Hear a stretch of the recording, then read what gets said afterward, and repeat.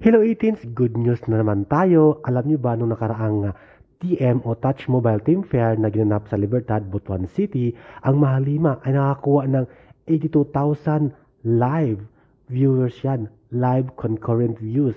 82,000. At ito nga, afternoon ay nagkaroon sila ng 8.7 million viewers. Ayan, napakadami. Again, 82,000 live concurrent viewers. 82,000. And then, afternoon, umabot na ng 8.7 million viewers to be exact ang nakuha ng Mahalima sa kanilang Touch Mobile Team Fair doon ginanap sa Libertad, Butuan City. Kaya naman, congratulations Mahalima, keep up the good work at walang pakialam, #walang pakialam sa pangalan, SB19 to Mahalima. Ang mahalaga, may talento kayo at nagpapasaya kayo ng mga tao. Always support ang mga 18 sa buong mundo, lalo na ang mga Pinoy. Kaya naman, congratulations!